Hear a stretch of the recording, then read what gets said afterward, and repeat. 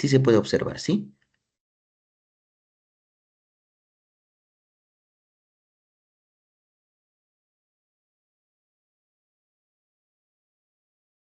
Se puede observar las diapositivas, chicos, ¿sí? Sí, doctor. Ya, listo, muchísimas gracias. Entonces vamos a comenzar. Vamos a desarrollar en esta parte para las secciones, justamente las secciones que son el día viernes. Con las secciones y hemos terminado el día jueves.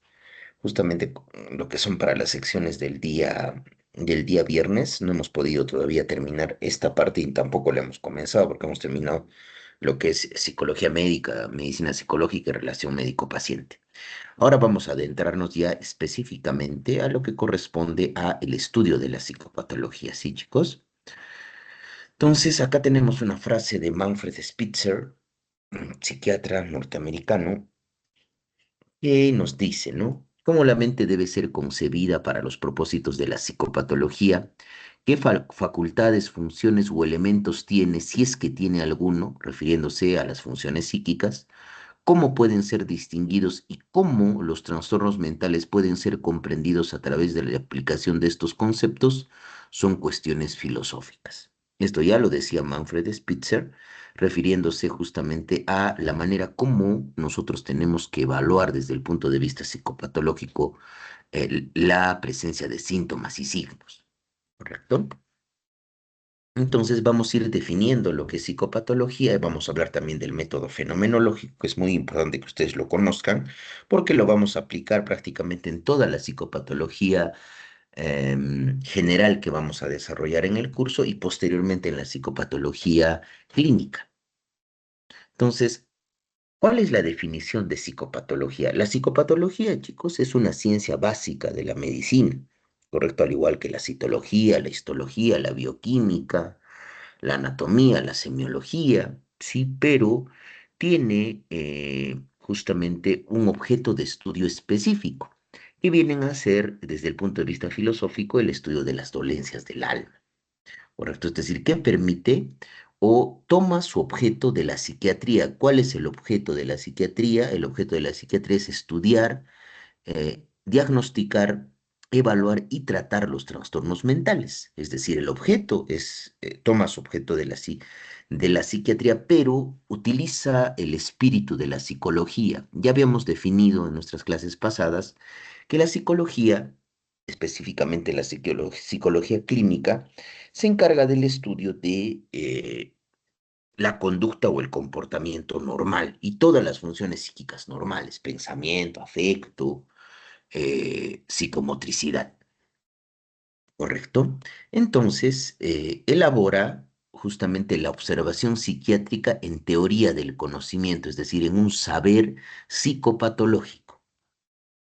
Y probablemente la psiquiatría, esta rama de la medicina clínica, es justamente una rama bien privilegiada, ya que es casi la única rama de la medicina que tiene una ciencia que permite estudiar los síntomas y signos con los cuales trata, ¿correcto? Entonces, ¿qué hace la psicopatología? Va a delimitar los conceptos generales. Además de delimitarlos, va a permitir que al delimitar estos conceptos generales, estos conceptos, chicos, tengan una validez universal. ¿A qué yo me refiero con validez universal? Me refiero a que cuando utilicemos un determinado término, todos nosotros, como médicos, podamos comprenderlo y podamos entender y lo podamos traducir en lenguaje psicopatológico. ¿Correcto? Eso es lo más importante dentro de la psicopatología. Recuerden, y esto lo vamos a ver en cada una de las clases que desarrollemos, que una vez que al inicio siempre de todas nuestras clases vamos a estudiar lo normal, porque si no conocemos lo normal no vamos a poder identificar lo anormal dentro de una determinada función psíquica. ¿No? Entonces, de manera sistemática, la psicopatología que estudia estudia la experiencia, las vivencias del individuo, su cognición, que va a incluir múltiples funciones como son el pensamiento, el juicio, la atención y la concentración, la memoria, y además el comportamiento, pero de naturaleza anormal. Es decir, los productos de una mente que está trastornada. Eso es lo que estudia la psicopatología. Entonces, al final, ¿cuál va a ser el objeto o el objetivo de la psicopatología? Observar y describir el comportamiento anómalo, es decir, los productos de una mente trastornada y algunos tipos de psicopatología, cuando veamos la subdivisión, van a tratar de buscar las causas de ese comportamiento anómalo, ¿correcto? Eso es algo muy importante a tener en cuenta, por favor, chicos. ¿Ya? Entonces, el concepto de psicopatología, ya como lo hemos dicho al inicio, se va a solapar con diferentes disciplinas, específicamente porque es utilizada para la psiquiatría para el diagnóstico y toma los conceptos de lo normal de la psicología clínica. Por eso se solapa con con esta rama de la medicina clínica que es la psiquiatría y esta rama de las ciencias sociales que es la psicología clínica. Para su estudio, es decir, para el estudio de la psicopatología, se necesita de la psicología clínica. ¿Por qué? Porque normalmente la psicología clínica estudia las particularidades de las actividades, las elaboraciones mentales, las experiencias y el comportamiento normal que suceden en un individuo. Es decir, que no tiene un trastorno mental, que no tiene una patología mental. ¿No? Entonces, al final, la historia de la psicopatología, chicos, como ciencia, paralelamente corre con la historia del desarrollo de la psiquiatría, entendida como una protopsicopatología. Ya recién en los años, a inicios de la década de la primera década de 1900, recién se empieza a estudiar de una manera científica la psicopatología, con la introducción del método fenomenológico por Karl Jaspers al estudio de la psicopatología. Entonces, esta evolución y los avances científicos permitieron que se desarrolle inicialmente una psicología científica y al desarrollarse una psicología científica, permite esto introducir el método científico para el estudio de las diferentes funciones psíquicas y eso tiene que ver mucho con el desarrollo del conductismo y además del componente biológico, conductual, social, cognitivo y hasta cultural de la normalidad psíquica.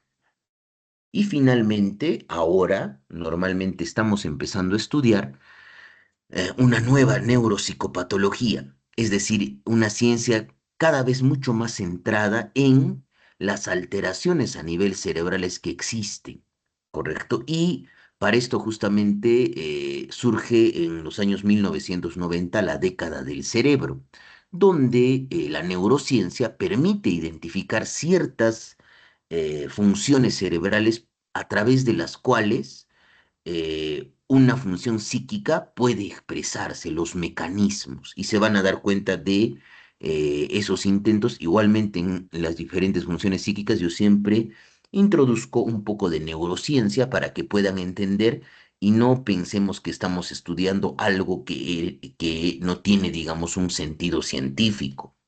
Entonces, lamentablemente, al igual que lo que hemos visto en los modelos de normalidad, anormalidad, la delimitación precisa de de esta ciencia de la psicopatología es donde reside su mayor dificultad, porque al igual que en la normalidad y en la normalidad hay múltiples modelos, hay múltiples conceptos, múltiples criterios para poder definir lo psicopatológico, ¿correcto?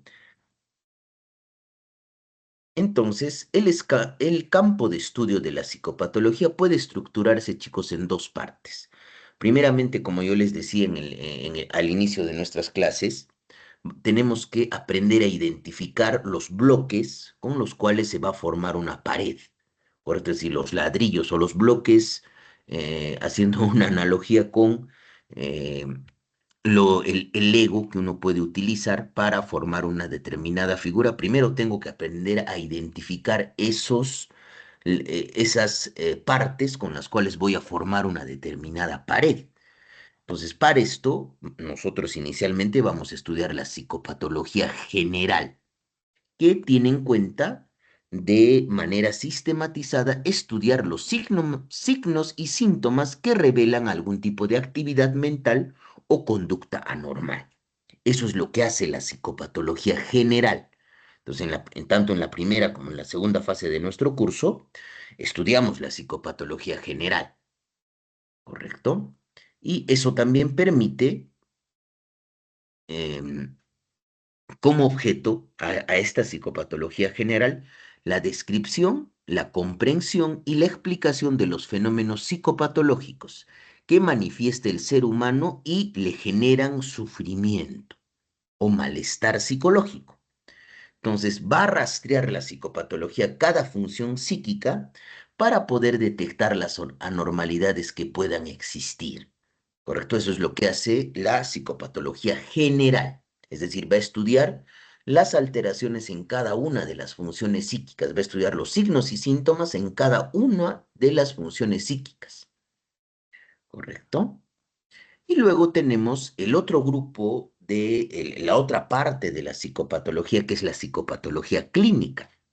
Y la psicopatología clínica, chicos, se encarga de, como su nombre lo indica, identificar, ¿no? Cómo esos signos y síntomas van construyendo un determinado síndrome. Como probablemente cuando vamos a aprender, digamos, de lo que es una alucinación en la parte de sensopercepción y un delirio en la parte de pensamiento, en el contenido, como la presencia de un delirio más una alucinación nos forma, y la pérdida del juicio de la realidad nos forma un síndrome psicótico, por ejemplo. ¿Sí? Eso es lo que hace la psicopatología clínica. Aborda la suma de síntomas y signos que conforman los síndromes y posteriormente los trastornos mentales, ¿no? Es decir, la psiquiatría utiliza la psicopatología clínica para el diagnóstico. De esa manera, estudia ya los trastornos cuyo abordaje no va a poder realizarse adecuadamente sin una adecuada comprensión de estos síntomas y signos que los componen.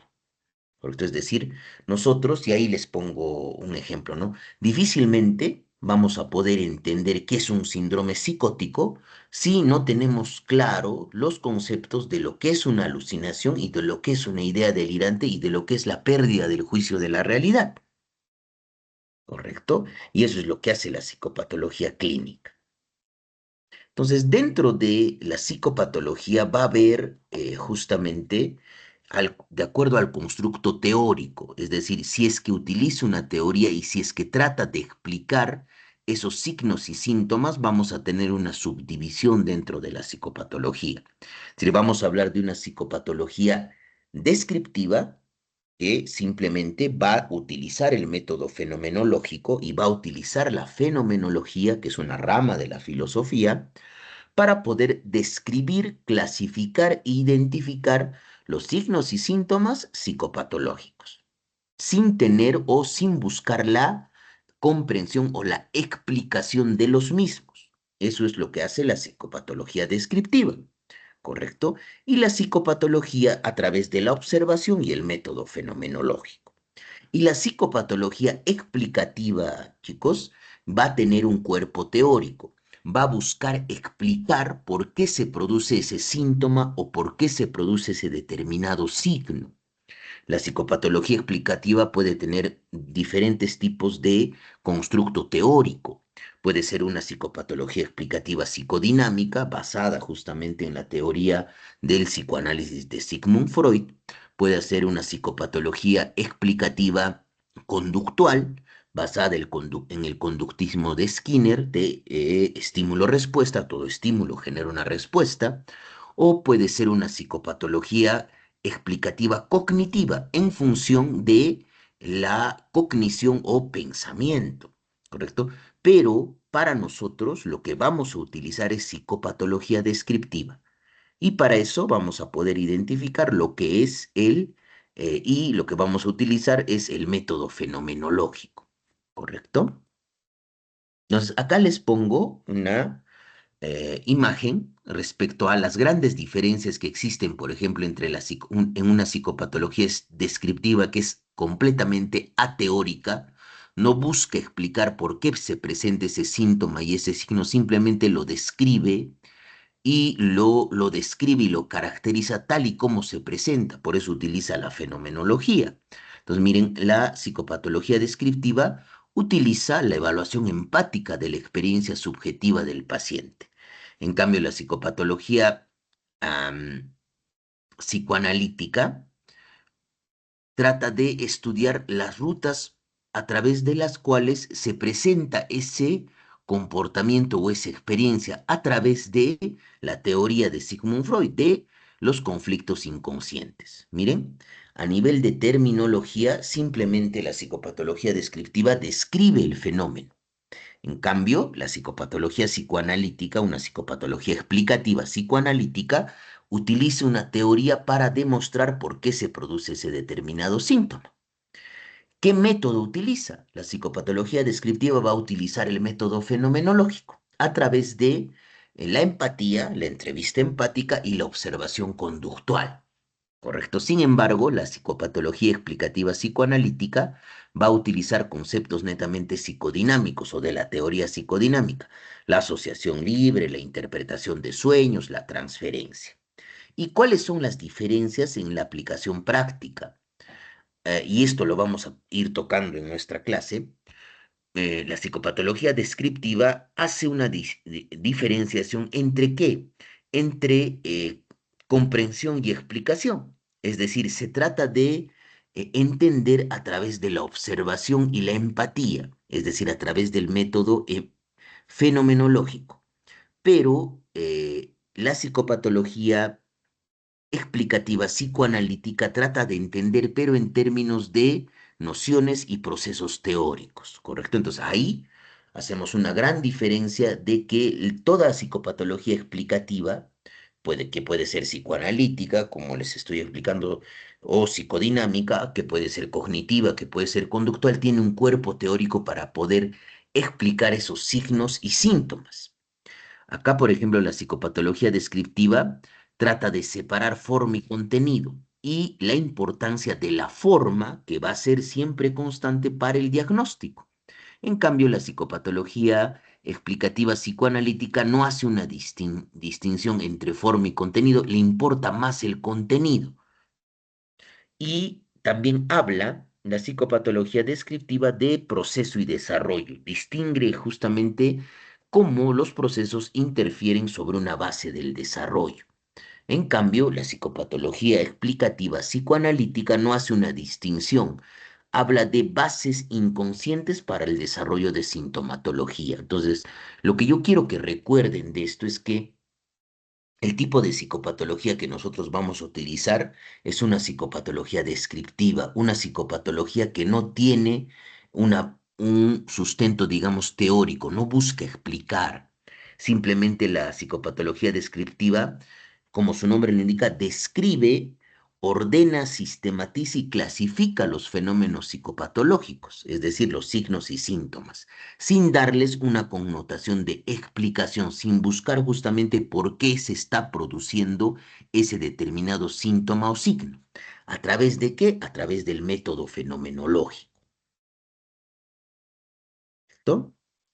Esas son las grandes diferencias. Podríamos hacer también otro cuadro igual con una psicopatología explicativa, una psicopatología explicativa conductual o cognitiva. Entonces, de ahí hablamos lo que vamos a utilizar, que es la psicopatología descriptiva.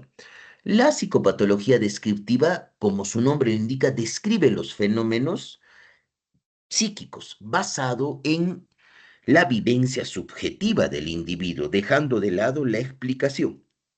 Entonces, para esto es muy importante diferenciar lo que es forma, que siempre va a ser constante, del contenido que puede variar, ¿correcto? Y evita utilizar, por eso, y esto también a veces les pregunto, ¿no? La psicopatología descriptiva evita utilizar un componente teórico para explicar los acontecimientos psicológicos. Entonces, como les decía, describe, categoriza la experiencia normal detallada por el paciente a través del método empático, la experiencia subjetiva, y a través también de la observación de su comportamiento. Entonces, para esto está el método fenomenológico. ¿correcto? El método fenomenológico utiliza la evaluación empática de la experiencia subjetiva y ya lo hemos indicado, ¿no es cierto?, cuando hemos desarrollado la parte de relación médico-paciente, cómo a través de la empatía yo me pongo en los zapatos cognitivos, emocionales y conductuales del paciente.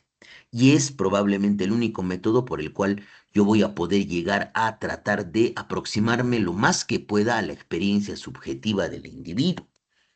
Y además se utiliza dentro del método fenomenológico la observación conductual, es decir, la observación del comportamiento del paciente. Y eso es justamente lo que utiliza la fenomenología. Y eso es justamente el método fenomenológico.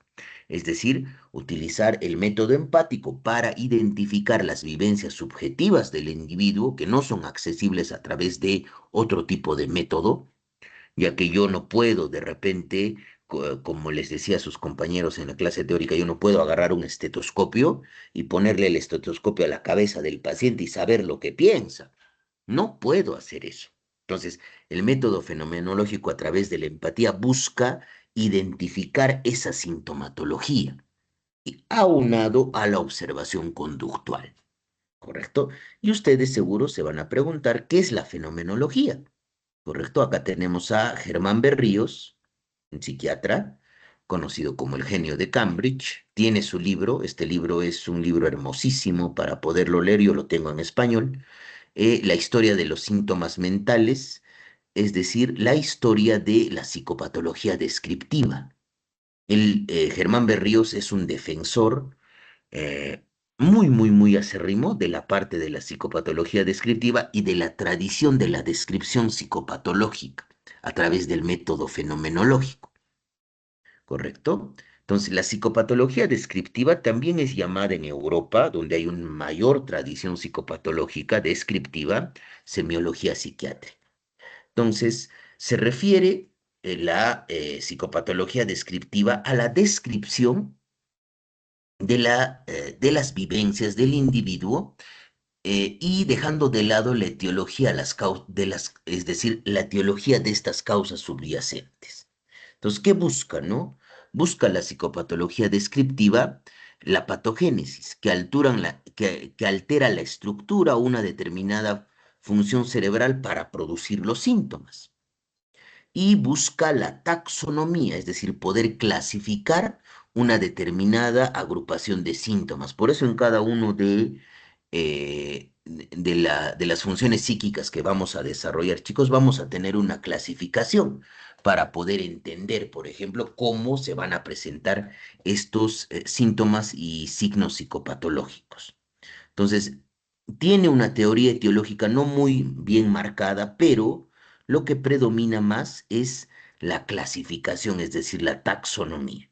Y aunque ustedes no lo crean, Germán Berríos es peruano, ¿correcto? Es tagneño, un médico psiquiatra, ha estudiado medicina justamente en la Universidad Nacional Mayor de San Marcos y posteriormente migra a la Facultad de Medicina de Cambridge, ¿correcto? Por eso le dan ese apelativo del genio de Cambridge. Muchas veces yo les decía a sus compañeros, ¿no? Honorio Delgado, sí, es un psiquiatra muy destacado en nuestro país, pero desde mi punto de vista como psiquiatra es sobrevalorado. Yo he tenido la oportunidad, y les vuelvo a comentar esto a ustedes, yo he tenido la oportunidad de, cuando era residente, acudir a un Congreso Mundial de Psiquiatría en Alemania y he tenido la dicha de poder ver una presentación de Germán Berríos, ¿correcto? Es un académico muy importante y defiende justamente la psicopatología descriptiva, ¿correcto? Y justamente entonces nos vamos a preguntar, ¿pero qué es la fenomenología? ¿Por qué se utiliza el método fenomenológico en la psicopatología descriptiva? ¿Por qué? Entonces, Germán Berríos lo explica muy bien en este su libro de Historia de los síntomas mentales, la historia justamente de la psicopatología descriptiva desde el siglo XIX. Entonces, para hablar de la fenomenología, eh, indica Germán Berríos que se refiere al uso idiosincrático iniciado por Karl Jaspers, quien dedica sus estudios clínicos a la descripción del estado mental, teniendo en cuenta que esta descripción del estado mental de los pacientes tiene que ser utilizando la empatía y la observación conductual y tiene que ser teóricamente neutral. Y para eso, justamente, Karl Jaspers utiliza la fenomenología. Jaspers lo vamos a nombrar casi siempre durante todo nuestro curso, porque Jaspers es justamente médico, psiquiatra, filósofo, correcto, que al momento de evaluar a los pacientes se daba cuenta que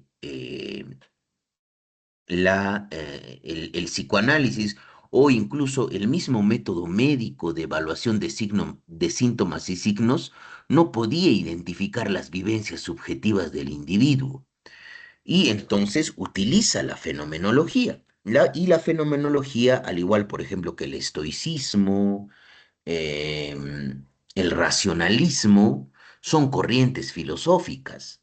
¿Correcto? Es una corriente filosófica creado justamente por un filósofo alemán, Edmund Husserl, donde se da primacía a la experiencia subjetiva.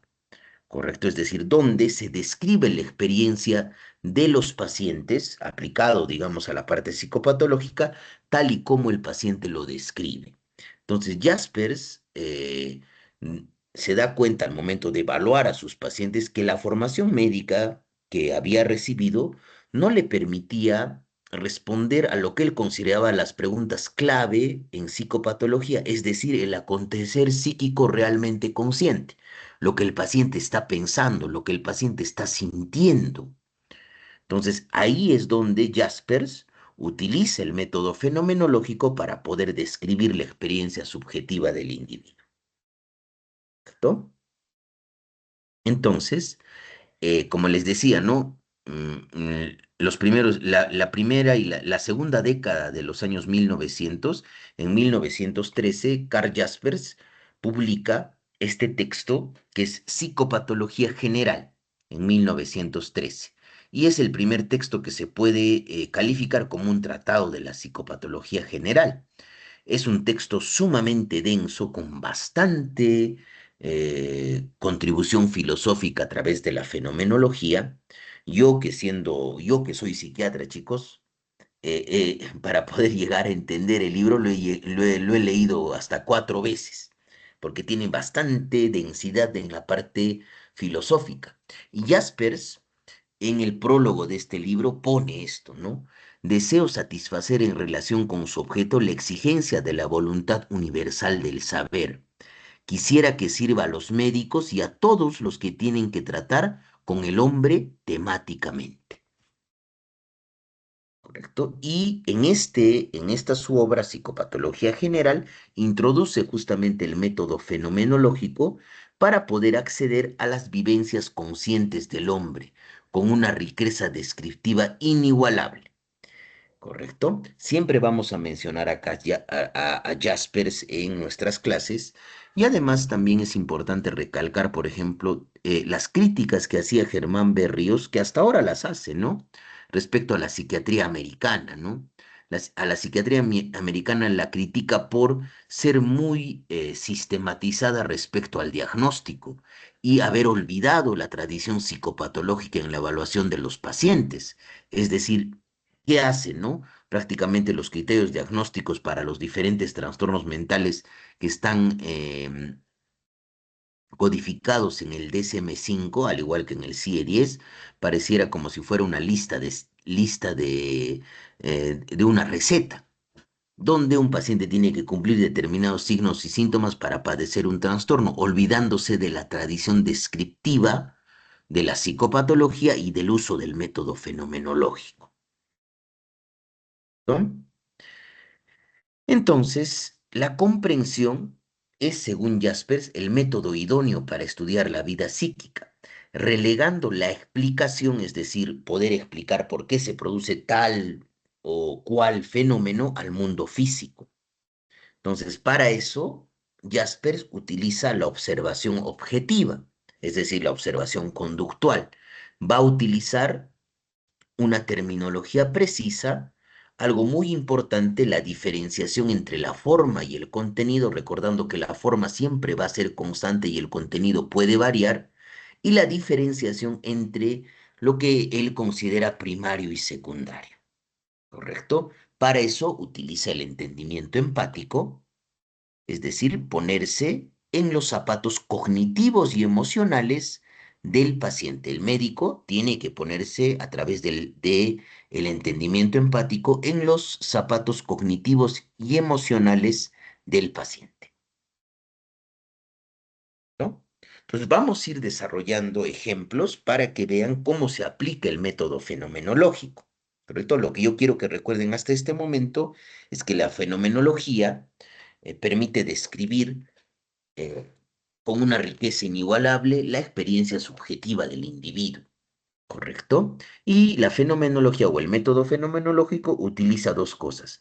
La empatía para poder identificar síntomas que son netamente subjetivos y la observación conductual para poder identificar signos, ¿correcto? Entonces, tenemos una mujer de 63 años que confrontó a su nuevo vecino y lo acusó de estar espiándola, insistiendo en que él era su antiguo supervisor de trabajo. La paciente nunca había llegado a casarse y vivía sola. Tenía como antecedente una vaga historia de un pasado psiquiátrico, enfermedad que generó distanciamiento familiar ya que fue diagnosticada con esquizofrenia, por lo cual se le prescribió medicación antipsicótica. Sin embargo, sus quejas sobre que personas extrañas estaban en su habitación y que alguien dejaba comida en su cama condujeron a un aumento de la dosis del medicamento. Luego de esto, la paciente experimentó rigidez muscular severa, discurso desorganizado, irritabilidad e incapacidad para cuidarse a sí misma. Por este motivo se le ingresó en un servicio de neurología. Sin embargo, su estado empeoró ya que se quedó postrada en la cama, muda, inmóvil y febril. Se evidenció además taquicardia, ya no comía y tampoco ingería líquidos, por lo cual se indicó hidratación vía endovenosa y la alimentación por sonda nasogástrica. Desarrolló además incontinencia urinaria y fecal. Por la evolución aguda del cuadro se realizó un descarte de un posible cuadro de una encefalitis, es decir, un cuadro neurológico orgánico, el cual fue negativo. Su condición empeoró y presentaba un estado de conciencia fluctuante. La familia, preocupada por su condición, empezó a realizar coordinaciones para ingresarla a una casa de reposo. Una última evaluación debido al inicio agudo de la sintomatología calificó el cuadro por la presencia de sintomatología psicomotora por el retardo psicomotor como un síndrome catatónico, a descartar un probable síndrome neuroléptico maligno. La paciente tenía un reflejo de prensión incrementado, negativismo Gegenhalten, que viene del alemán, y adoptaba posturas extrañas, ¿correcto? Es decir, tenía flexibilidad seria, que lo vamos a desarrollar cuando hagamos psicomotricidad. Se le indicó una benzodiazepina que tiene actividad relajante muscular de 2 miligramos, ampollas, una ampolla vía intramuscular cada 6 horas, mejorando la sintomatología y confirmando el diagnóstico. Mejoró temporalmente algo la rigidez y permitió que la paciente hable algunas palabras.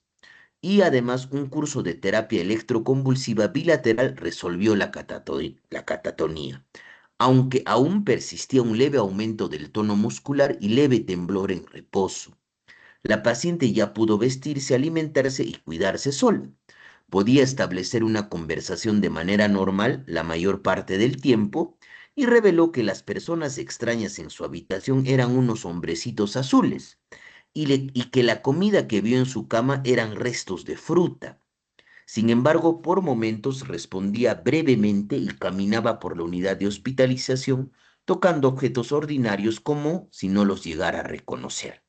¿Correcto? Entonces, ¿cómo nosotros vamos a poder identificar o poder darle un lenguaje psicopatológico a esa visión ese fenómeno que es ver hombrecitos azules? Yo no voy a poner, el paciente en ningún momento va a venir y les va a decir, chicos, ¿sabe qué, doctor, doctora? Tengo alucinaciones visuales complejas. Estoy viendo hombrecitos azules. igualmente como con los restos de la fruta, ¿no? Entonces, en el ejemplo uno, el evaluador, la persona que va a evaluar a esta paciente, va a redefinir las características clínicas. Primeramente, la paciente tiene ideas delirantes de identificación errónea, es decir, identifica de una manera delirante al vecino. Tiene alucinaciones visuales complejas de tipo o liliputienses, es decir, ve hombrecitos azules y tiene síntomas y signos de ganglios, de los ganglios basales, además de hipersensibilidad a los antipsicóticos. Recuerden que le colocaron un antipsicótico y se incrementó la rigidez. Entonces, se realizó una historia clínica mucho más exhaustiva y esta reveló una historia de varias caídas y una preocupación varios años antes de que podría estar desarrollando una enfermedad de Parkinson. Y finalmente, se desarrolló un diagnóstico de demencia por cuerpos de Lewy, ¿correcto? Porque la paciente presentaba alucinaciones visuales, ¿correcto?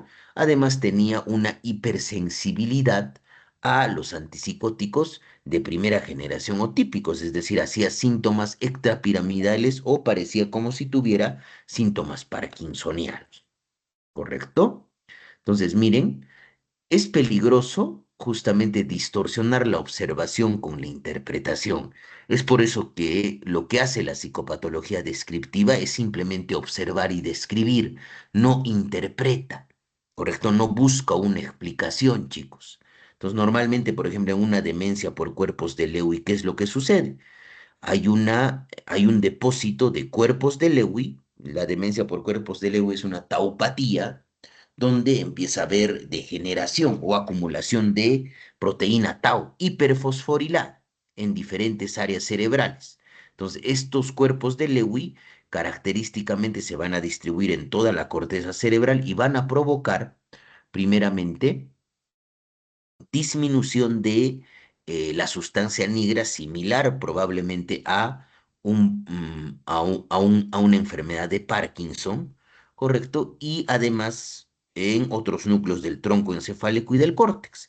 Y además las alucinaciones visuales son un sello distintivo y otra de las cosas es que empieza a haber, chicos, una alteración a nivel del sueño REM. Es decir, el paciente tiene movimientos anormales a nivel de cuando está durmiendo, a nivel de las piernas, o se habla de síndrome de piernas inquietas. Entonces, muchas veces nosotros podríamos distorsionar simplemente por la observación con la interpretación, tratando de interpretar la sintomatología. Eso es lo que no hace la psicopatología descriptiva utilizando el método fenomenológico. Entonces, normalmente el examen médico, ustedes el examen físico que realizan en medicina es inválido cuando está basado en una interpretación, ¿correcto? Yo puedo indicar, ¿no es cierto? El paciente es un varón adulto de 60 años, ¿correcto? No, no puedo decir el paciente es un hombre viejo. O puedo poner eso, ¿no? Disculpen, pero no voy a poder interpretar, ¿no? Porque ya cuando interpreto empiezo a no ser objetivo. No voy a decir el paciente aparenta mayor edad a la referida. Entonces, la observación objetiva enfoca la conducta o el comportamiento del individuo como expresión de la función cerebral. Y normalmente para que exista una conducta hay una interacción entre nuestro cerebro y las influencias del ambiente en estas interacciones. Y eso permite la observación objetiva. ¿Correcto? Y acá vamos a tener diferentes ejemplos y vamos a calificar las conductas o el comportamiento de este individuo o de cada uno de los pacientes. Un hombre, por ejemplo, de 44 años iba vestido como Robin Hood y deambulaba por su barrio robando tiendas de abarrotes, amenazando a los dependientes con su arco y flecha, y luego regalaba el dinero que robó a extraños que conoció en la calle. Por supuesto, este comportamiento para nosotros es totalmente extraño. Es normal que una persona se vista de Robin Hood y robe y regale luego el dinero a las personas en la calle, ¿no? Un hombre de 39 años se colocó tornillos de metal en sus piernas para protegerse de los rayos, que podía sentir que intentaban controlar su mente. No tenía expresión emocional y pasaba el día en la cama con una manta sobre la cabeza para mayor protección frente a esos rayos. Hablaba muy poco, llegando incluso a ser incomprensible por momentos. Un hombre de 33 años fue llevado al hospital por la policía debido a que estaba actuando como un animal salvaje, caminando sobre sus cuatro extremidades, gruñendo y tratando de morder a la gente en la calle. En el hospital se tornó mudo e inmóvil y adoptaba posturas incómodas impuestas por el examinador. Por supuesto, para nosotros, si nosotros simplemente observamos y no buscamos la etiología de estos síntomas, vamos a calificar la conducta del paciente como una conducta extraña o bizarra. Es el sinónimo, ¿no? Algo extraño o bizarro. Vamos a calificar igualmente la conducta de este paciente que se pone una manta en la cabeza y se pone tornillos de metal en sus piernas para protegerse de ciertos rayos que podrían controlar su mente como una conducta bizarra o extraña. E igualmente que un hombre se comporte como un animal salvaje y muerda a las demás personas, es un comportamiento normal. No, por supuesto, es un comportamiento extraño, bizarro. ¿Correcto? No buscamos de repente interpretar estos síntomas, sino lo que va a hacer la psicopatología descriptiva, chicos, es transformar esa vivencia subjetiva del individuo en lenguaje psicopatológico con terminología precisa y en una alteración en una determinada función psíquica, ¿correcto? Entonces, la información procedente de una evaluación clínica requiere ser organizada justamente ¿en qué? En una historia clínica y comunicada a otras personas o otros profesionales de la salud, específicamente a nosotros, a ustedes que van a ser médicos, que van a ser médicas, eh, de una manera adecuada, con un lenguaje adecuado. Valoraciones vagas o ambiguas no son útiles. Yo no puedo comunicarles, por ejemplo, en semiología, yo no les puedo decir, el latido del corazón no suena normal, la respiración suena extraña. No puedo decir eso. ¿Correcto? Entonces, para eso se utiliza una terminología precisa que permite también describir si un paciente tiene un lenguaje incomprensible, si tiene una conducta bizarra o tiene un lenguaje confuso, sugiere que este paciente está teniendo una alteración. Entonces, esta terminología precisa también es útil o válida para pacientes con síndromes conductuales. Entonces, va a permitir abarcar diferentes conductas que van a tener diversas implicaciones diagnósticas ya para la parte psiquiátrica. ¿Correcto? Entonces, miren, igual vamos a tener un profesor de música de 33 años, no pudo reconocer a sus alumnos ni a su joven hija. Ya no podía leer música. Fue tratado innecesariamente por depresión, trastorno de conversión y luego psicosis. Pero su confusión fue eventualmente reconocida como una agnosia visual, siendo una característica distintiva de una enfermedad degenerativa cerebral. A medida que se desarrollaron dificultades motoras y de otro tipo, se le diagnosticó como una forma de enfermedad de Creutzfeldt-Jakob o que se conoce como encefalopatía o encefalitis espongiforme bovina, ¿no? O enfermedad de las vacas locas, ¿correcto? O encontraron un paciente durmiendo en una caja de cartón en el estante de un armario de almacenamiento en la unidad de hospitalización. Esto, por supuesto, es extraño. Cuando se le preguntó por qué este paciente dormía en esa caja, él decía, soy sitiado por ellos, son holovisiones, el cubo guarda la sangre de las vísceras. Este discurso es justamente parafásico, ¿no? No se llega a entender y a veces se lo denomina un pensamiento de curso disgregado. Además, el paciente tenía otras características de enfermedad, como embotamiento afectivo, es decir, un aplanamiento en la respuesta afectiva, y experiencias justamente de alienación y control a nivel del pensamiento. ¿Listo? Y vamos con un ejemplo 4. Miren, un hombre de 38 años escuchó gritos afuera de la puerta de su departamento. Escuchó a alguien decir, vamos por él. Temiendo quedar atrapado, abrió la puerta de su casa para escapar. Vio a varios hombres al otro lado del pasillo del apartamento, peleando con cuchillos. Cuando lo vieron, se abalanzaron sobre él y le gritaron, a él, mátalo. Aterrado, bajó corriendo las escaleras y salió a la calle. Los hombres lo perseguían, gritando y agitando sus cuchillos, y en un repentino y fuerte pop, los hombres se transformaron en perros que se abalanzaron sobre el hombre y empezaron a morderle las piernas. Él indicaba sentir sus mordiscos y la sangre corriendo por sus piernas. Sabía que los perros pronto lo derribarían al suelo y se lo devorarían. Corrió gritando por la calle, terminando en un callejón. El callejón no tenía salida.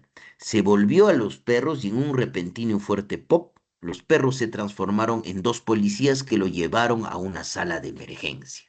Entonces, a nosotros lo que nos importa es describir esta experiencia del paciente, que por supuesto probablemente para nosotros desde nuestro punto de vista es una experiencia bizarra y real, pero para el paciente es lo que le está generando la perturbación psicológica. ¿Correcto? Entonces, ¿qué va a ser el método fenomenológico?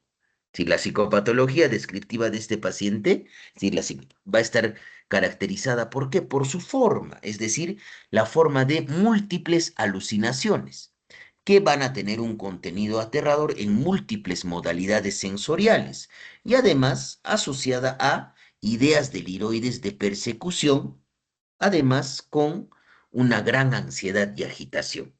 Entonces, lo que al final a nosotros nos importa utilizando el método fenomenológico y la psicopatología descriptiva es la alteración en la forma a nivel de la sensopercepción, es decir, a nivel de la alucinación, la alteración en la forma constante de la percepción como experiencia anómala, ¿correcto?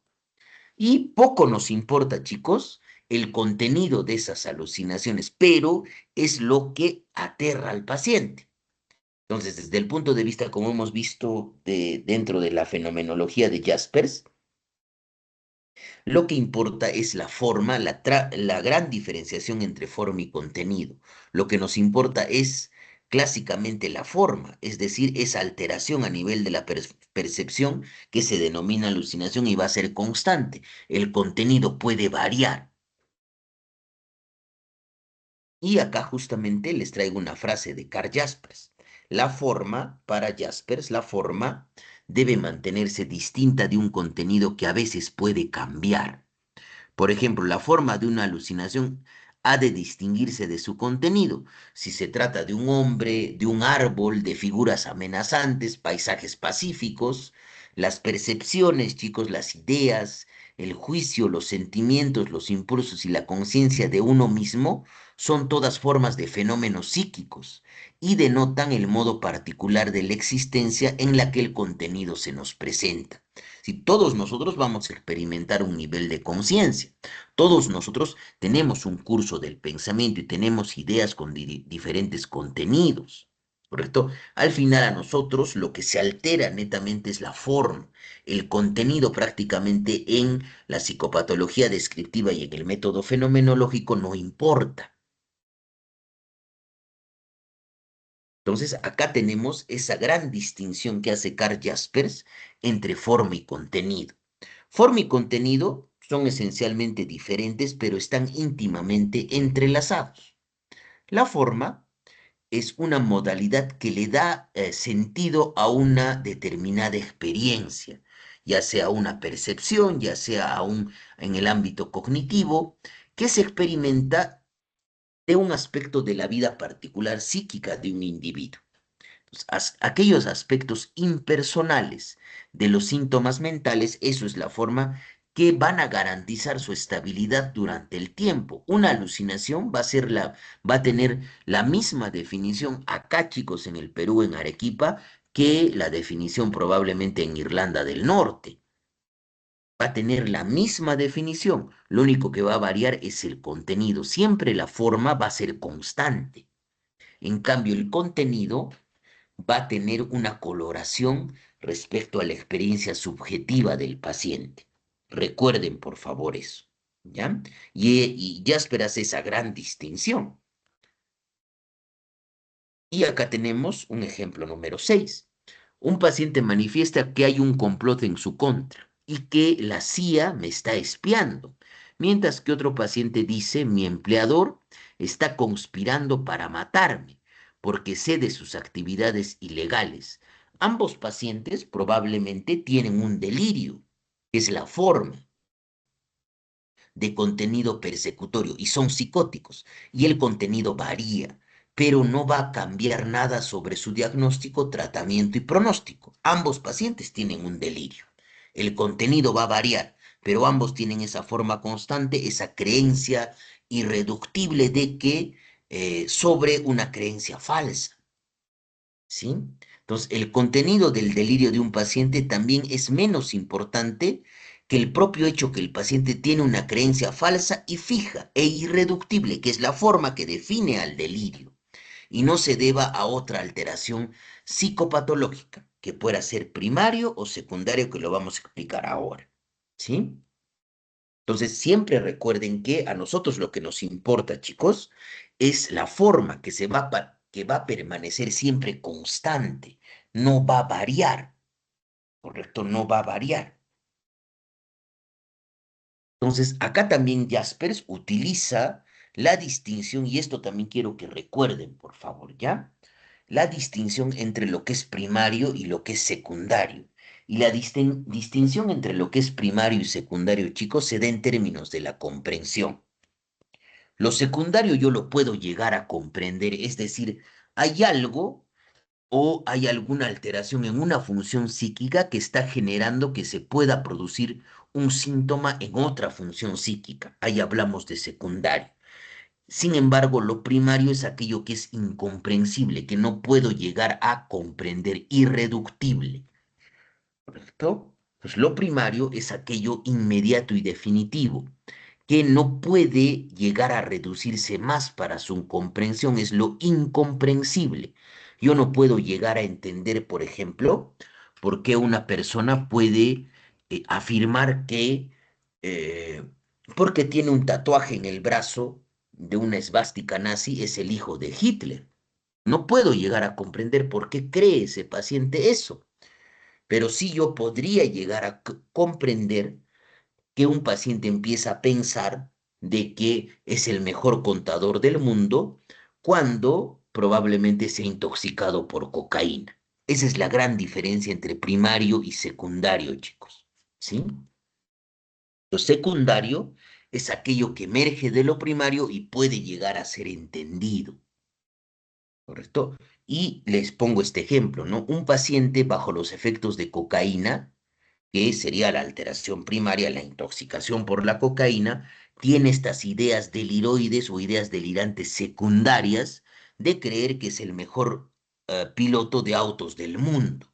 ¿Correcto? Entonces, esa es la gran diferencia entre primario y secundario.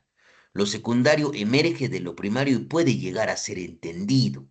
Y ahí vamos a ver las diferencias entre una idea delirante primaria y una idea delirante secundaria. ¿Correcto? Entre una alucinación y una alucinosis, por ejemplo. Sí, eso es algo muy importante, la diferenciación entre lo primario y lo secundario.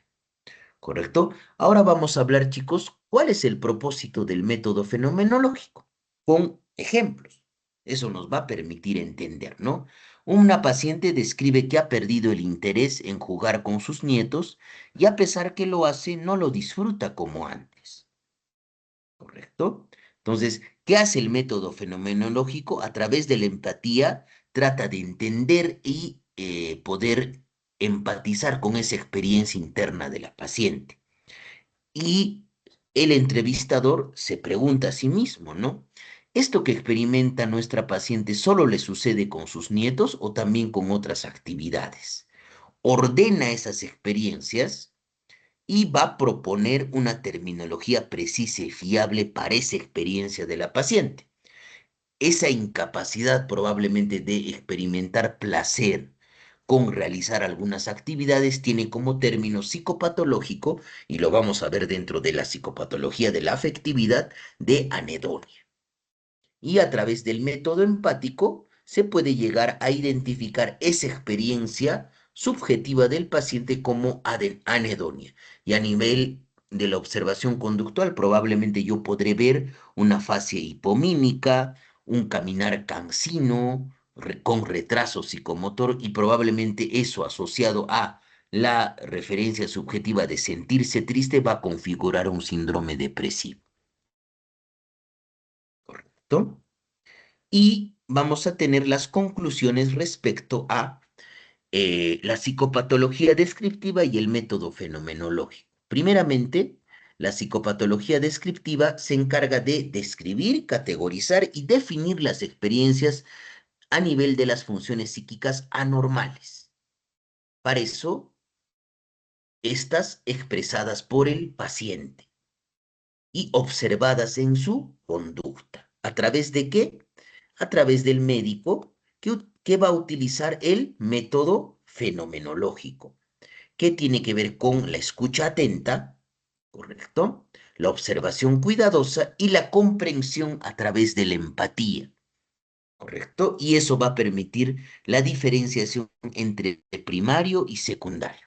Entonces, prácticamente esta diapositiva, chicos, nos resume todo lo que hemos hecho, lo que les he podido explicar, porque nosotros vamos a utilizar la psicopatología descriptiva para todo lo que vamos a ir desarrollando en nuestro curso.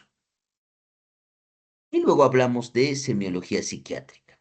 Ustedes normalmente, chicos, van a poder llevar, están llevando actualmente semiología y propedéutica eh, médica, ¿no es cierto? Entonces, la semiología o semiótica es la parte de la medicina que se encarga de estudiar signos y síntomas de las enfermedades, ¿no?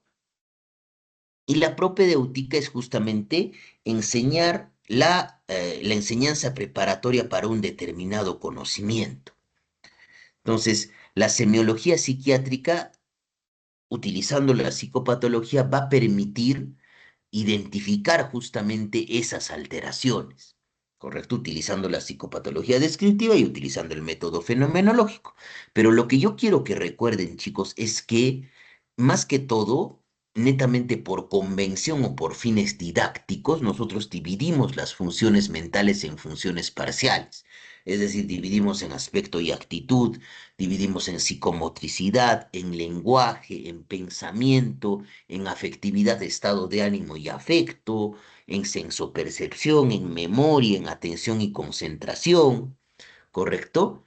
Solamente con fines didácticos y convención y tener ordenado el estudio, porque al final el cerebro no funciona por un lado con el pensamiento, por otro lado con la sensopercepción, sino funciona como un todo o como una unidad, ¿correcto?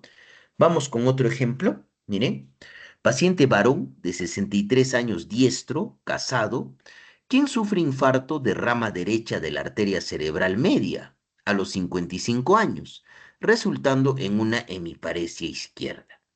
La evaluación neuropsicológica muestra deterioro leve en el procesamiento visual, incluyendo inatención visual izquierda, pero con preservación de habilidades cognitivas respecto a la inteligencia, la atención, la memoria y el lenguaje, y test normales para la función ejecutiva. Conductualmente presenta anosognosia para sus déficits, es decir, no reconoce sus déficits, y numerosos cambios en su personalidad. Presenta la habilidad emocional con risa patológica, ansiedad, disminución de la motivación y deterioro en habilidades de organización. Se ha vuelto mucho más dependiente de su esposa para la realización de actividades diarias. También se agregaron déficits en la valoración social y en la adecuación emocional, que incluyen dificultades para reconocer cambios en el afecto de las expresiones faciales. Previamente, este paciente, antes de eh, presentar probablemente el accidente cerebrovascular, tenía un empleo como agente de seguridad de un centro comercial, pero posterior al desarrollo de los déficits cognitivos y conductuales, tuvo que jubilarse de manera temprana. Y acá les hago una pregunta a todos los que están en la clase. ¿Acá estamos hablando de trastorno mental o de enfermedad mental? Yo les voy a poner en el examen un ejemplo así, y les voy a... El paciente presenta un trastorno mental, una enfermedad mental, no presenta sintomatología psicopatológica, ¿Qué es lo que tiene el paciente, chicos? ¿Un trastorno mental o una enfermedad mental? Y esto les he explicado muy bien en las clases previas. A ver, ¿quién quisiera participar, por favor?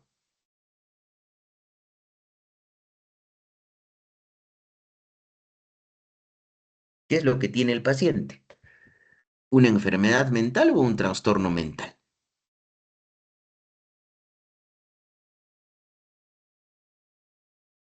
A ver, chicos,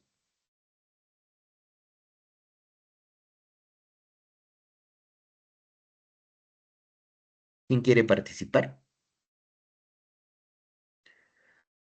Levante la mano. A ver, ¿qué tiene el paciente, chicos? ¿Un trastorno mental o una enfermedad mental? Recuerden lo que hemos desarrollado en nuestra primera clase, ¿no es cierto? Para diferenciar entre enfermedad, síndrome y trastorno.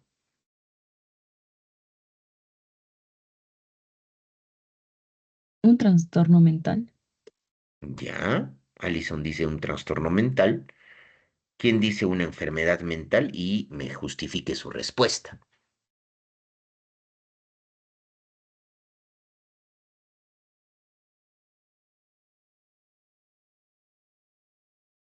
Recuerden la gran diferencia que hay entre enfermedad y trastorno.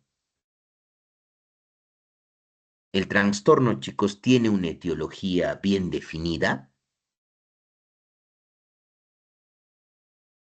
tiene una causa subyacente que explica la sintomatología del paciente. A ver, Camila, ¿te escucho? Sí, doctor. ¿Se me escucha bien? Sí, sí, se te escucha. Bien. Buenas noches. Creo que sería una enfermedad mental porque todos los síntomas del paciente se basan por el infarto en la arteria cerebral media, que es Muy, muy el bien, origen Camila. es biológico técnicamente. Claro, el origen es biológico. El paciente tiene una enfermedad mental. Muy bien, Camila. ¿Sí?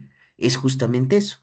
El paciente tiene una enfermedad mental y nosotros podemos ubicar eso en la neuroimagen que les traigo acá.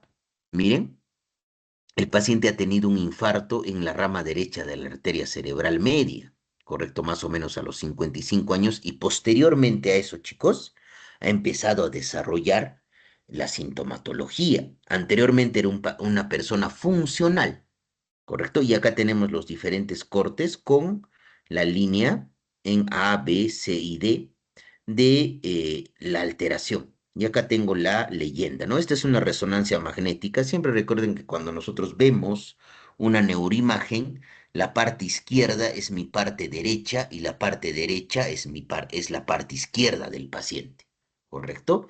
Por eso, nosotros observamos una lesión parietal derecha en la vista lateral en C.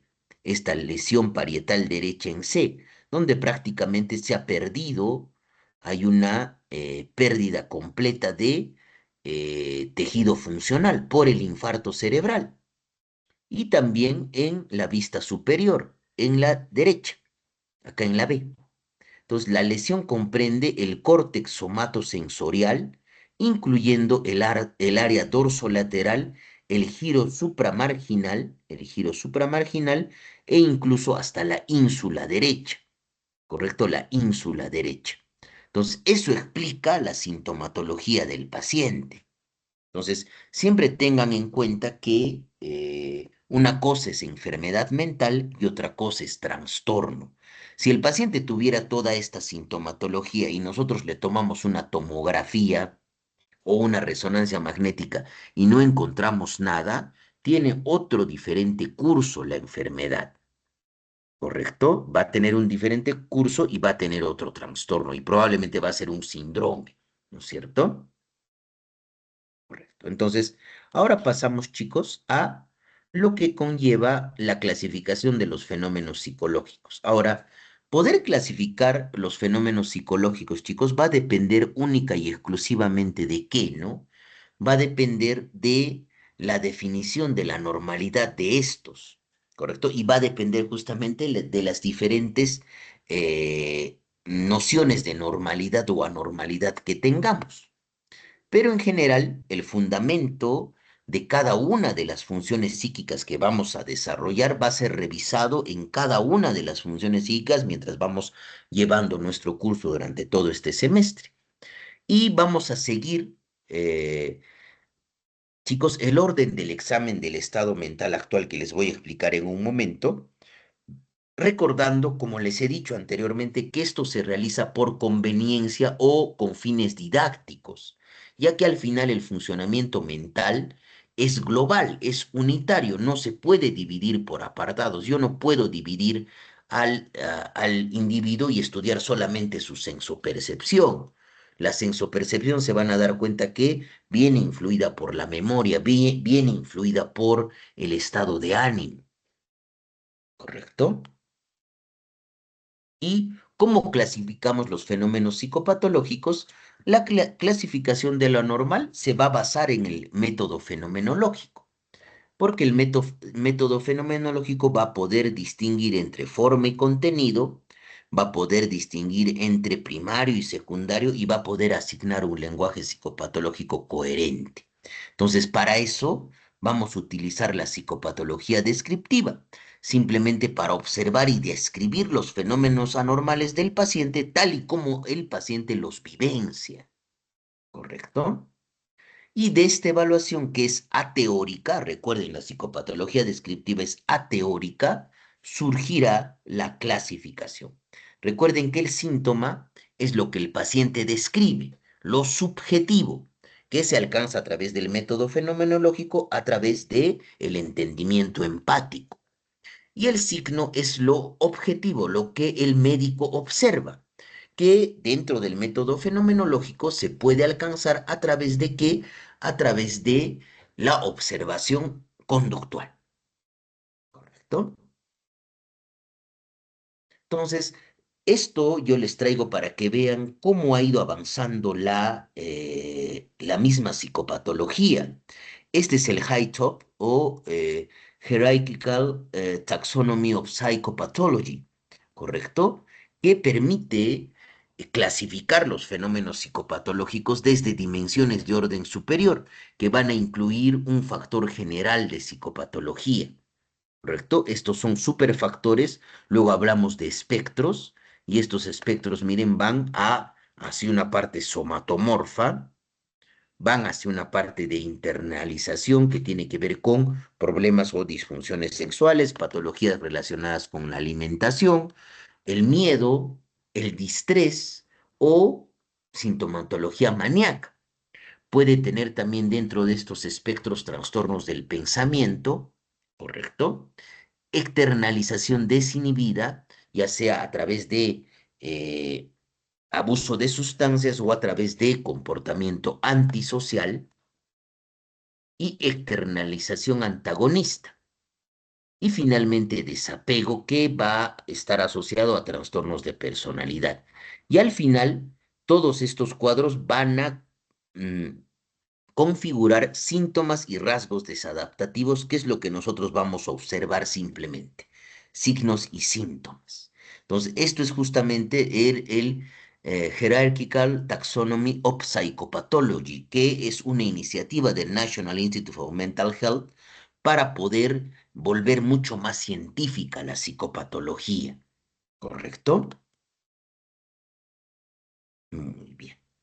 Entonces, hasta ahí hemos terminado todo lo que corresponde al método fenomenológico, la explicación de la psicopatología, lo que es la psicopatología general, lo que es la psicopatología clínica, lo que es la psicopatología descriptiva, lo que es la psicopatología explicativa y el método fenomenológico. Ahora vamos a hablar de lo que es la entrevista psiquiátrica, chicos. La entrevista psiquiátrica es el método, como en general en toda la parte de medicina, la entrevista médica y en general la entrevista psiquiátrica es el método más útil en psiquiatría para la valoración del paciente. Es decir, va a tener un fin diagnóstico y un fin también terapéutico, ¿correcto? Ahora, ¿cuáles son los dos fines principales de la entrevista psiquiátrica? Primeramente, obtener la información respecto a la enfermedad que tiene nuestro paciente y establecer una adecuada relación médico-paciente, que esto ya lo hemos estudiado en nuestra clase anterior.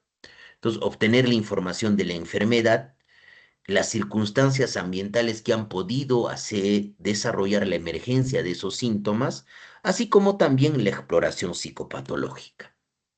Y la exploración psicopatológica tiene que ver con el examen del estado mental actual, que nosotros vamos a utilizar el orden de ese examen del estado mental actual para poder estudiar las diferentes funciones psicológicas, tanto desde el punto de vista del fenómeno normal psicológico y el fenómeno anormal o psicopatológico. ¿Correcto? Entonces, la exploración psicopatológica es un elemento esencial que no puede faltar en toda entrevista psiquiátrica. Entonces, a través de esta exploración se puede identificar síntomas y signos patológicos. Y en general, normalmente el examen del estado mental se realiza de manera transversal. Es decir, una sola expresa lo que vemos en el mismo momento de la entrevista. Nos hemos quedado, disculpen. Expresa lo que vemos en el mismo momento de la entrevista, o puede ser longitudinal, haciendo referencia a los síntomas presentados a lo largo del tiempo, pero normalmente lo que se tiende a hacer es una evaluación transversal en ese momento, ¿correcto? Entonces, normalmente una historia clínica y una entrevista psiquiátrica va a tener igual, ¿no? Una afiliación, una anamnesis, los antecedentes, un examen físico preferencial y el examen del estado mental actual. Ahora, nosotros como médicos, ustedes como futuros médicos, futuras médicas, deben entrenarse para transmitir la información que conviene en cada paso de la entrevista y aprender a recibir esa información, procesarla, leerla en todos los lenguajes que el paciente nos los pueda comunicar, ya sea el lenguaje verbal, no verbal, la expresividad facial, los silencios durante la entrevista, los cambios de tema, las posturas corporales, las actitudes generales y particulares ante el relato de sus síntomas. Entonces, el médico tiene que tener esa capacidad. Y ustedes la van a ir desarrollando, por ejemplo, en semiología, así como también en psicopatología, ¿no? Entonces, acá tenemos un esquema general de una entrevista psiquiátrica, que es muy similar a una historia clínica psiquiátrica, ¿no? Primeramente hablamos de filiación, el motivo de la consulta. El motivo de la consulta tiene que ir, chicos, con la sintomatología tal y como lo refiere el paciente, la historia de la enfermedad, ¿correcto? Los antecedentes personales médico-quirúrgicos, algún tipo de tratamiento que sigue actualmente. Los hábitos nocivos son muy importantes en la entrevista psiquiátrica. La historia familiar, muchas veces en algunos servicios de psiquiatría, se realiza un genograma, es decir, un árbol familiar que incluye las relaciones afectivas, los antecedentes, la historia personal, la personalidad previa, la vida actual del individuo, entrevistas con familiares, las exploraciones complementarias, es decir, la parte del examen físico y la exploración, la exploración psicopatológica o el examen del estado mental. Probablemente escalas psicométricas, estudio psicodiagnóstico, complementarios, juicio dinámico, juicio diagnóstico, y esto que ya le va a corresponder a la parte de la psiquiatría, es decir, la orientación terapéutica, y a nosotros sí nos corresponde la despedida, ¿no? Entonces, ¿cuáles son los elementos de la entrevista facilitadores del trato que ya lo hemos visto en la relación médico-paciente? Nosotros normalmente tenemos que recibir de pie al paciente y saludarlo y preguntarle, ¿no es cierto? ¿Cómo preferiría usted que lo llame? Que le diga señor, que le diga señorita, lo puedo llamar de su nombre, lo llamo de su apellido. Nos presentamos y nos identificamos como médicos, asegurarle la privacidad y la confidencialidad de la entrevista. Al momento que se inicia una entrevista, chicos, es muy importante recalcar al paciente de que probablemente muchas veces para él yo soy un perfecto desconocido en la primera evaluación y que la evaluación que le vamos a desarrollar tiene una confidencialidad y además nosotros como médicos No venimos en la evaluación a criticar o juzgar algún tipo de conducto o comportamiento que el paciente tenga o haya tenido. Y además tenemos que recalcarle que si en algún momento de la entrevista nuestro paciente se siente incómodo con alguna de las preguntas que le podamos realizar, está en todo su derecho de no responder, chicos. ¿Correcto? Hay que tratar de reducir, utilizar la empatía, reducir al mínimo posible las interrupciones durante la entrevista, trabajar sin prejuicios de ningún tipo y sin juzgar, informarle de todo lo que vamos a desarrollar y pedir ejemplos para que el paciente nos ilustre. Eso es muy importante y esto ya lo hemos revisado en la relación médico-paciente. ¿Correcto? Entonces, hay diferentes tipos de entrevista psiquiátrica. Puede haber una entrevista psiquiátrica abierta, donde se permite que el paciente se explaye respecto a su sintomatología y se realiza la exploración psicopatológica, pero se orienta al paciente en sus comentarios, pero dejando que se explaye. Muchas veces cuando hacemos una entrevista psiquiátrica, chicos, inicialmente tiene que ser de tipo abierto y probablemente ya finalmente transformamos la entrevista a una entrevista dirigida. ¿Correcto? Ahora, y esto justamente es muy criticado por la psicopatología, o por las escuelas psicopatológicas europeas, es decir, la estructuración de las entrevistas, porque hay entrevistas sistematizadas o estructuradas, donde se realiza para explorar ámbitos concretos de la psicopatología del sujeto. Por ejemplo, acá tenemos la escala de síntomas negativos y positivos para la esquizofrenia o el inventario de el Inventario Internacional para Trastornos de Personalidad, el IPD, ¿sí? Entonces, o una entrevista dirigida. Inicialmente, normalmente, se inicia con preguntas abiertas y finalmente vamos cerrando las preguntas de una manera dirigida. El médico lleva el control de la entrevista, no deja que el paciente salga del ámbito que se esté explorando y finalmente focaliza la atención en lo que el médico quiere conocer. ¿No? Ahora, una de las cosas muy importantes, chicos, a nivel de la entrevista psiquiátrica es el escenario o el contexto en donde se desarrolla la entrevista. ¿Sí? Es muy diferente desarrollar una entrevista psiquiátrica en un área de emergencia que desarrollarla en un consultorio ambulatorio, que desarrollarlo en un ámbito hospitalario, que desarrollarla en un ámbito privado o incluso en un apartado judicial, ¿no? O en un órgano administrador de justicia. Entonces, lo ideal es que dentro del contexto de la entrevista psiquiátrica sea cómodo tanto para el paciente así como para el médico. Por ejemplo, cuando nosotros nos enfrentamos a un paciente agitado, agresivo o amenazador, es importante asegurarle calmadamente que la exploración debe requerir que todo el mundo esté seguro y que solo usemos palabras durante la entrevista y no acciones, porque nosotros, frente a un paciente agitado o agresivo, tenemos que pensar primeramente en la seguridad del paciente y en la seguridad también del personal. No voy a tratar de hacer una entrevista psiquiátrica a un paciente que está agresivo, que está gritando, no lo voy a realizar.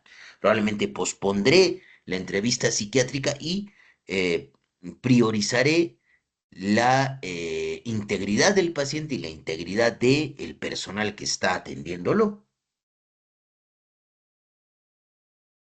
¿no? Y tenemos que también ver la situación. Si es que el paciente está buscando ayuda por sí mismo, ha sido derivado por otro médico o ha sido llevado por un tercero. O finalmente, siempre recuerden que aún todavía, chicos, aún todavía a pesar de que hay mayor impulso hacia la investigación en salud mental, hay una normalización de la evaluación psiquiátrica y psicológica, aún todavía hay estigmas hacia la evaluación. Y muchas veces los pacientes oponen resistencia. Entonces, ¿de qué manera nosotros podemos, digamos, disminuir esto, ¿no? Acá hay un ejemplo. Hola, señorita J, sé que realmente no quiere estar aquí. Entiendo que su médico y su familia están preocupados por su peso. Le aseguro que primero y principalmente mi trabajo es comprender su punto de vista. ¿Puede decirme por qué cree que ellos querían que viniera? Entonces estamos normalizando la experiencia del paciente. Igualmente la situación, ¿no? Por ejemplo, acá tenemos un paciente que es traído por un familiar o por su esposa. Le digo, ¿no? Buenos días, señor P. Parece que su esposa está realmente preocupada porque bebe y por su seguridad, especialmente cuando maneja su automóvil. En primer lugar, déjeme decirle que ni yo ni nadie más podemos hacer que deje de beber. Esa no es mi misión hoy. Yo quiero saber por qué bebe, pero además quiero obtener una visión global de su vida para entender su situación actual. No estamos en ningún momento, chicos, si ustedes se dan cuenta, criticando o juzgando la conducta de probablemente consumo de alcohol de este paciente. Entonces, lo deseable es que el médico, chicos, en cualquier situación entienda la naturaleza de la misma, de esta situación, y adapte su entrevista al paciente y a su situación actual. Esto es independiente, chicos, de que el médico sea médico general o sea un especialista o sea un subespecialista. Esto es, digamos, formación a nivel de la entrevista y a nivel de la relación médico-paciente. Correcto. Y luego pasamos a la historia clínica psiquiátrica. Recuerden, chicos, que una historia clínica psiquiátrica tiene un valor primeramente administrativo, correcto, porque es custodiada por el hospital, permite hacer cálculos respecto a cuántos pacientes se han atendido, cuántos pacientes no se han atendido. Tiene un valor legal, correcto, porque a partir de la historia clínica, un tribunal puede solicitar la historia clínica dentro de un juicio. Tiene un valor estadístico. Ustedes, por ejemplo, cuando terminen la carrera y pretendan de repente realizar un trabajo de investigación para su tesis, para poder titularse, pueden hacer una revisión de historias clínicas con diagnósticos de pacientes, por ejemplo, que tienen neumonía. Entonces, para eso sirve codificar, digamos, que este paciente tiene neumonía y tiene un valor clínico, es decir, nos permite compartir la opinión respecto al estado clínico de un paciente. ¿Correcto? Ahora, normalmente toda historia clínica, al igual que se utiliza en todas las ramas de la medicina, toda historia clínica tiene una estructura específica. Primeramente, siempre tiene que ir la afiliación, la información identificativa, el nombre, la dirección, la edad, el estado civil, el sexo, la profesión, el médico de atención primaria, desde dónde lo han derivado la fuente de información, si es el propio paciente, si son familiares. ¿Correcto? Muchas veces en psiquiatría nosotros, chicos, hacemos anamnesis indirecta, es decir, cuando el paciente, digamos, está con un estado mental, digamos, muy alterado o con compromiso, digamos, del nivel de conciencia, tenemos que preguntar a otros familiares. ¿Correcto? Luego, luego viene la anamnesis, es decir, el síntoma o problema actual principal. Es decir, acá vamos a describir todo el relato de la enfermedad tal y como el paciente describe, tal y como el paciente nos manifiesta. ¿Correcto? Tenemos que ver cómo es el inicio, si es de curso agudo, insidioso, la forma de presentación, síntomas y signos principales, ¿correcto? Eso es muy importante. Y la anamnesis es en general la misma que se desarrolla en toda la medicina clínica. Y siempre hay que tratar al momento de evaluar al paciente, preguntarle sobre que nos cuente su historia sin interrupciones, qué es lo que más le preocupa. ¿Correcto?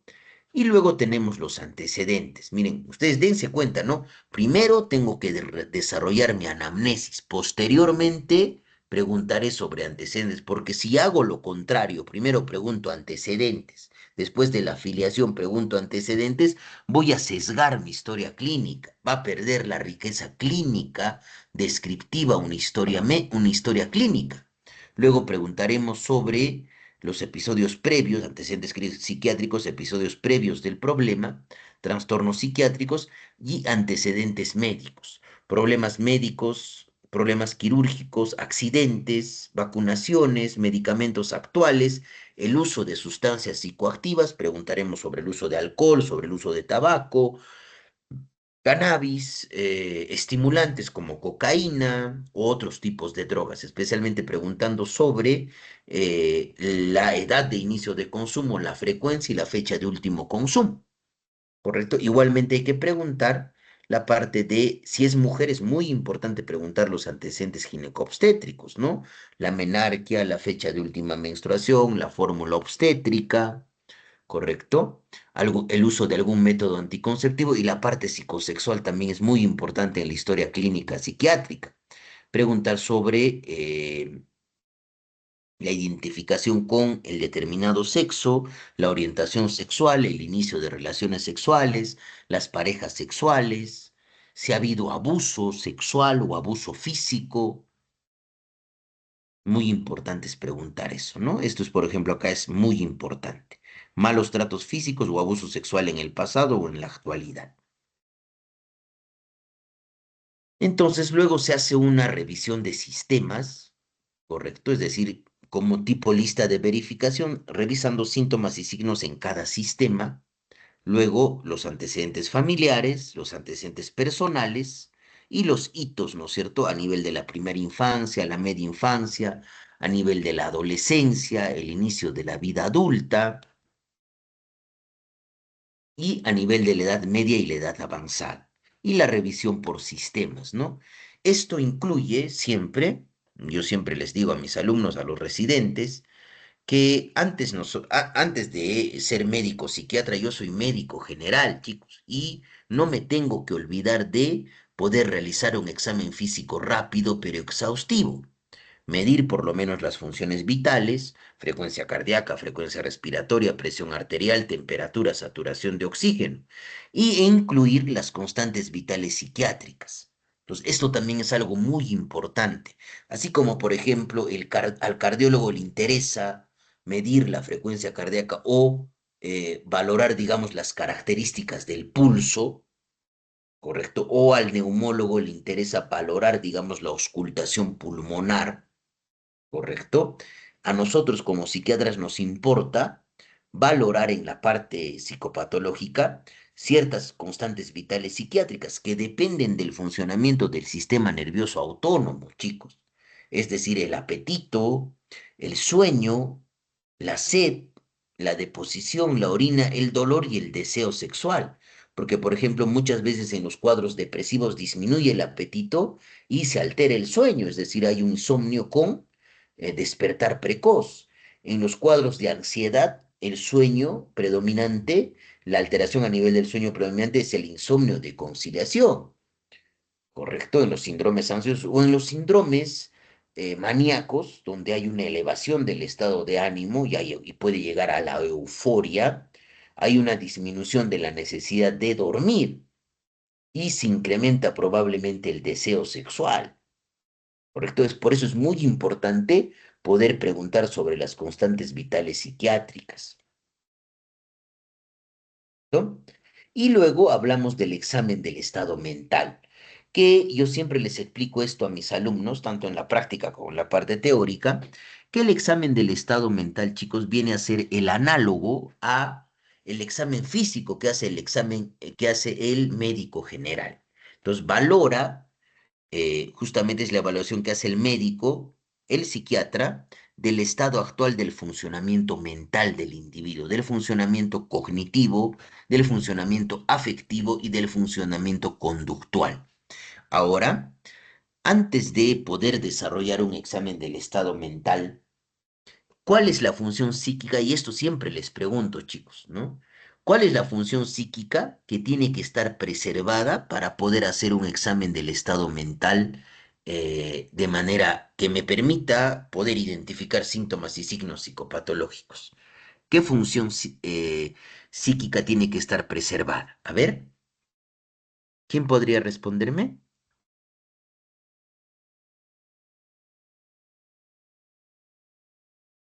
¿A mí? A ver, Fiorella. La conciencia. La conciencia, muy bien, porque si nosotros tenemos un paciente con alteración del nivel de conciencia, es imposible poder desarrollar un examen del estado mental actual.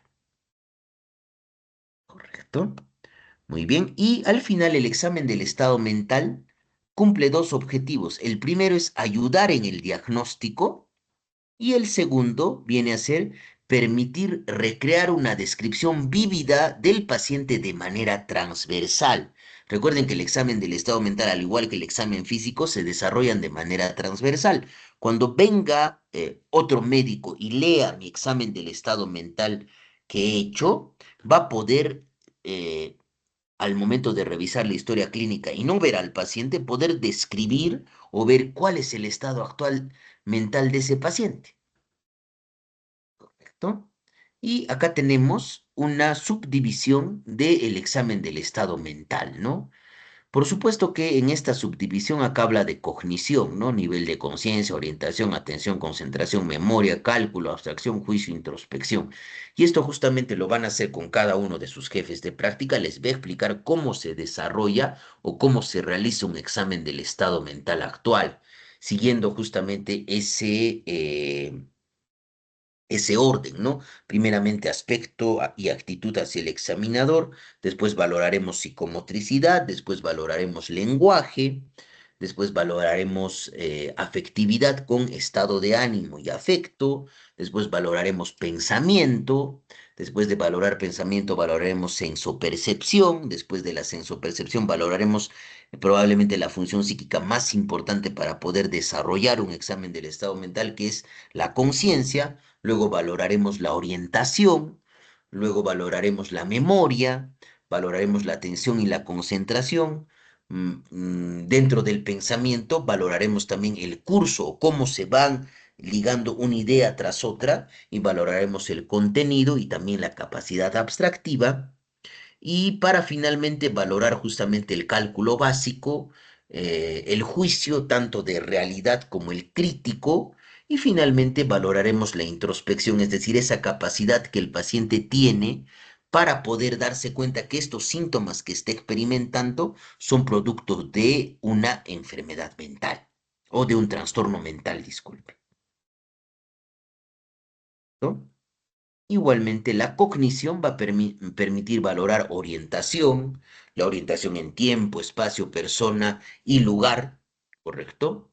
La atención y la concentración es fácil valorar, chicos, la atención y la concentración. Yo al paciente le puedo decir que me diga los meses del año de diciembre hacia atrás, ¿correcto? O me pueda decir diferentes, haga hacer un attentional shift que nosotros denominamos, es decir, un cambio en las categorías que me puede definir el paciente, preguntándole, por ejemplo, ¿no? Al paciente, dígame el nombre de una persona que comience con la letra O.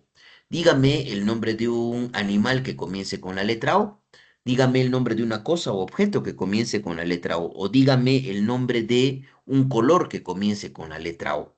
La memoria permite valorar la capacidad de fijación del paciente, ¿correcto? Y la capacidad de acceder a los recuerdos remotos. Entonces valoramos la memoria inmediata con que el paciente me repita 3 palabras. La memoria reciente normalmente es cuando valoramos a nivel del pensamiento, normalmente en el curso, en el contenido y en la capacidad abstractiva. Nosotros le preguntamos al paciente que me interprete aforismos o refranes. O le puedo decir que me diga en qué se parece, por ejemplo, mm,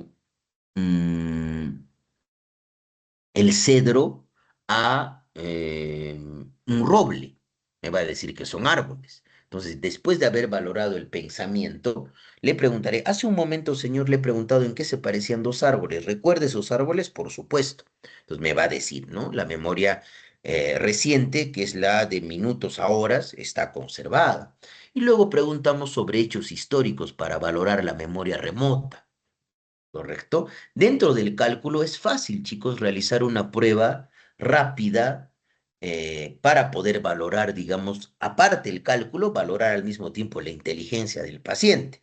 Y es fácilmente preguntar esta mm, operación matemática de 48 por 2. Entonces, normalmente un paciente que me pueda responder, por supuesto, de acuerdo a su nivel educativo, que me pueda responder cuánto es 48 por 2 y me va a decir 90, estoy casi seguro que ese paciente tiene un coeficiente intelectual por encima de 70. ¿Correcto? El juicio se puede valorar a través del juicio de realidad, donde el paciente puede diferenciar los contenidos internos de su vida subjetiva que no se fusionan con los contenidos externos de la realidad objetiva. ¿Correcto? Y el juicio crítico lo valoro poniéndole al paciente diferentes situaciones y qué haría. Yo le puedo preguntar, por ejemplo, al paciente, ¿qué haría usted si en este momento ocurre un terremoto? ¿Correcto? ¿O qué haría usted si está en una sala de cine y ocurre un incendio en la sala de cine? Es para valorar el juicio crítico y normalmente el juicio crítico está alterado en los trastornos de personalidad. Y la introspección que viene a ser, hemos visto la normalidad, dentro de la normalidad hay cuadros que no tienen introspección como los trastornos de personalidad, las demencias, los cuadros psicóticos como la esquizofrenia. ¿No? Entonces, los puntos clave. Miren, chicos, si bien por conveniencia se realiza una división de las funciones, funciones psíquicas, no olvidemos que dentro del cerebro cada función afecta a otra. Son redes integradas neuronales de funcionamiento cerebral. Y esto es muy importante. Al recoger los datos, incluye la observación conductual, tanto los antecedentes médicos, los antecedentes psiquiátricos y el examen del estado mental. ¿Correcto? Y acá no se olviden, ¿no? Algo muy importante, chicos, es que psicopatología sin patobiografía no es psicopatología. Es muy importante realizar una entrevista adecuada para poder identificar la sintomatología del paciente. ¿Listo? Con eso justamente hemos terminado nuestra tercera clase, chicos. Yo les agradezco por su atención. Acá les pongo siempre, como les pongo en mis presentaciones, cualquier pregunta al chat GPT. ¿Sí? Y acá les traigo una de las frases de Julio Ramón Ribeiro, uno de los mejores cuentistas peruanos y mejores cuentistas latinoamericanos, ¿no? De su libro Dichos de Luder. Y esto se cumple probablemente para nuestra connotación, digamos, de facultades de medicina actual en Arequipa. Hay tantas universidades ahora, dice Luder, que en ellas se distribuye más la ignorancia que el conocimiento. Los educadores olvidan que el saber es como la riqueza. Mientras más se reparte, menos le toca a cada uno. ¿Correcto? Entonces, eso es algo importante a tener en cuenta, chicos, ¿no? Si miren, se han dado cuenta que, y esto lo he conversado con la doctora Noemí, ¿no? 45 minutos de clase para poder tocar temas de repente que son nuevos para ustedes, es pues muy poco, ¿no? Realmente nosotros necesitamos, por lo menos en la parte presencial, 2 horas teóricas para poder desarrollar de una manera adecuada los contenidos. Yo trato de resumirlo. ¿Correcto? Y traerles información actualizada. ¿Correcto? ¿Hasta acá, chicos, tienen alguna duda? A ver, si tienen alguna duda respecto a lo que hemos podido desarrollar, voy a dejar de compartir la pantalla, todavía estamos grabando. ¿Tienen alguna duda? Por favor, pregunte si tienen alguna duda.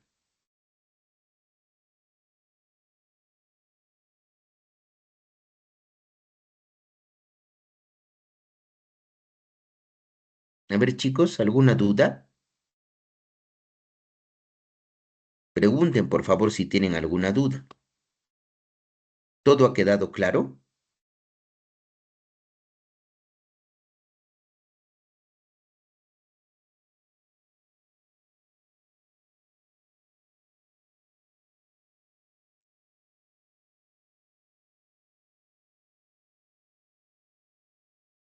Entonces, todo ha quedado claro.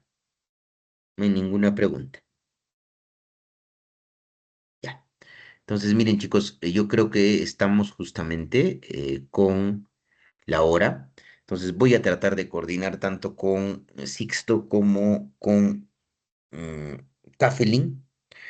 vamos a tener que desarrollar, porque no quiero tampoco cansarlos, chicos, ¿no? Porque tenemos una clase de sensopercepción que son más o menos unas 70 diapositivas y hay que estar atentos para poder explicarles de manera adecuada.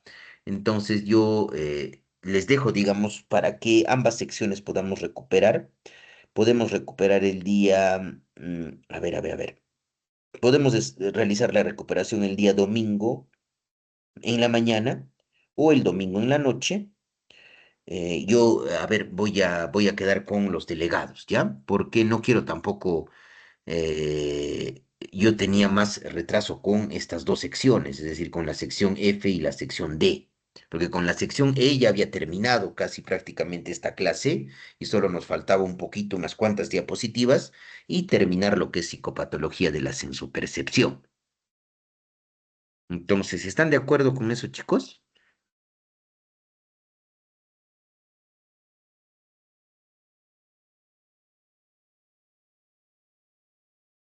Sí. Sí, Sí, doctor. entonces quedo justamente con Sixto para ver si mañana, bueno, mañana yo tengo turno en la tarde, salgo a las 8 del hospital. Yo creo que mejor sería de repente el domingo por la mañana a las 8 de la mañana o el domingo en la tarde después de que den su pasito, ¿no? A las 8:30, en la noche. Igual más o menos nos vamos a demorar una hora y 30, como ahora, ¿no? Nos hemos demorado. Entonces, ¿por qué, chicos? No, porque necesita un tiempo necesario para que para que se pueda explicar y puedan entender de manera adecuada las cosas. Imagínense si no hacemos la clase de recuperación, perdemos esa. No se trata, chicos, de que el docente diga, no, es feriado, no, se da por dictada la clase. Les dejo las diapositivas para que las lean. Eso no es lo que hace un docente universitario, chicos. Solo tenemos que estar comprometidos con la formación de calidad de nuestros alumnos y de resolver las dudas que tengan, ¿correcto? Creo que Sixto está, ¿no? Está en la reunión.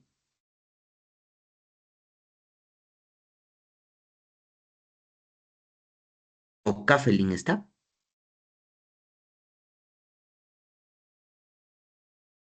A ver,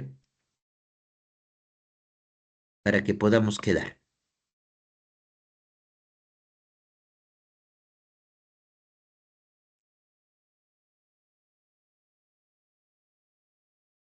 ¿No está Kafelin? Ya. Pero igual yo me voy a comunicar vía WhatsApp con ellos para que podamos quedar, chicos, ¿no? Es decir, ¿y estarían de acuerdo de que sea de repente el domingo en la mañana o el domingo en la noche? ¿O tienen algún inconveniente? Solamente nos faltaría eso y ya el viernes hacemos lo que nos corresponde pensamiento, ¿no? Y el examen probablemente va a ser el día martes. eh, Martes va a ser de 7 a 9 en ese horario.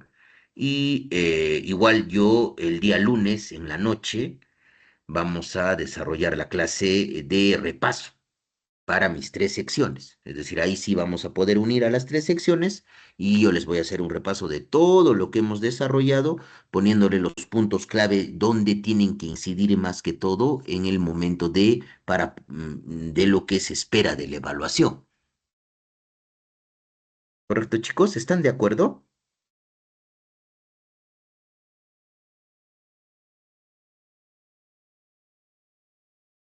Ahí veo algunos deditos levantados. Ya, entonces voy a comunicarme con Sixto y también con Kafelin para poder quedar, ¿ya? Ya sea el domingo en la mañana o el domingo después de que den su pasito. Igual también la clase ya está subida al aula virtual, ¿ya? Entonces voy a dejar de grabar, chicos, y igualmente apenas ya tenga el, el enlace que se sube al chat del grupo que he creado,